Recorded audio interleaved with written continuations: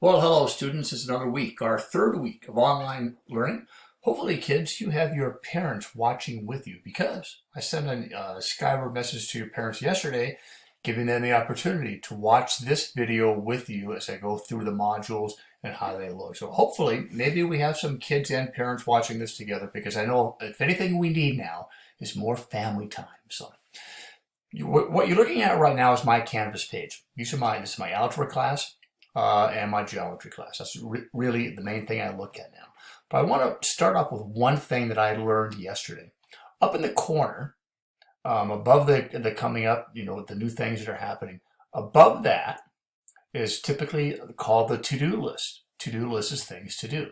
And as students are turning in assignments, that's where they show up. And what I do, I'll be honest, I open up my Canvas page like this, and I look, but I look right to there first, and if there's a to-do thing, I click on the to-do and start correcting papers.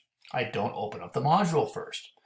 It's come to my attention that the same thing, I think, is on students' pages. When you open up your Canvas page, you have your modules, and you also have a to-do list. Apparently, when I put up assignments, the assignment becomes a to-do. And what students do is they go right to the assignment and start trying to do that without any instruction, just going ahead and trying to get it over with.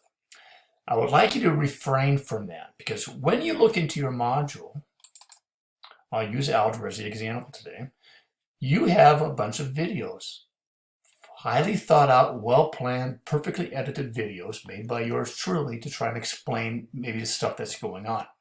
So what happened last week is I had kids, here is where, this is an example, I'll go right to last week. Last week we did vertex lesson. I had two videos on axis of symmetry and vertex. There were students who, so last week there were students who went directly to the lesson rather than watch the videos. And the feedback I got, they were pretty confused, it seemed like. So please watch the videos first. I try to keep them under 10 minutes. I know that I can get on going, I could go long sometimes. I try and keep them under 10 minutes. But try and watch the videos first before you go to the assignments. With that out of the way, here, let's look at this week. We have the, first of all, we had the Friday joke of the week I gave out Friday, and then this is the weekly intro. Starting from now on, I'm going to combine both of those to one video. I want to shorten up the amount of videos you have to watch, and in addition, keeping them under 10 minutes. So there'll be one at the beginning of each week. You'll have a weekly intro, and I will include your joke of the week on that one there. So in this case, we have a video on comparing quadratic, linear, and exponential functions. This should be highlighted green right now. Green, that should be green, that should be green, and that should be green. You watch the video. Good or bad, you have to watch the video. Then comes the assignment. So here's an example of the first assignment of the week. There's 2 activities a week. For this one, typically it's going to be like this. Watch the video. Complete pages 440, 14 and 24.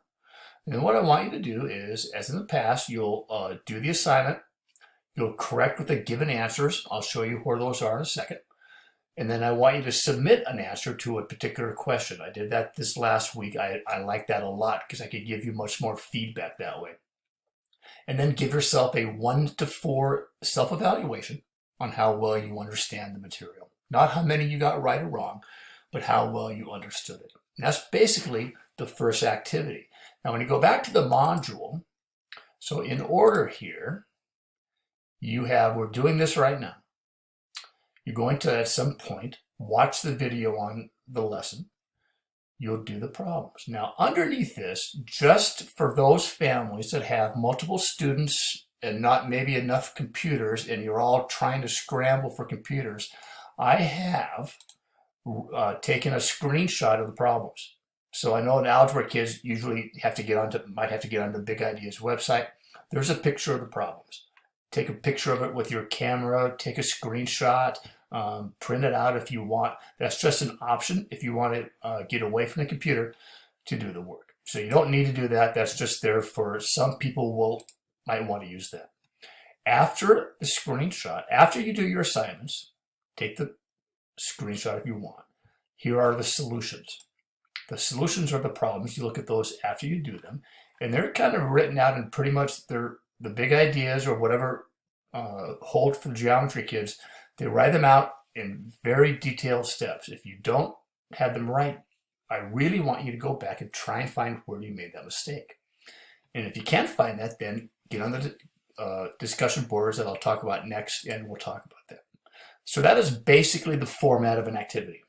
There's a video, there's an assignment. If you want to do a paper pencil up in the attic somewhere so you're away from people, you can take a screenshot of your phone, check with the solutions, and then submit your assignment. That will be published on Sunday. Like to get it done on Wednesday. On Tuesday, I will publish the rest of the module, so you can get a head start there. So there's 2 activities a week. For algebra this week, it's a new lesson and then reviewing factoring, because we have to get into factoring as we solve quadratics next week. At the bottom of each module, I'll keep it at the bottom, is the discussion board. If you have questions, that's where I want you to go. Answer your question or ask your questions. I'll get back to you, or other students may get back to you and help you also. It's not just, we're all in this together, as everybody says. So feel free to write your questions and we'll keep that discussion board going there.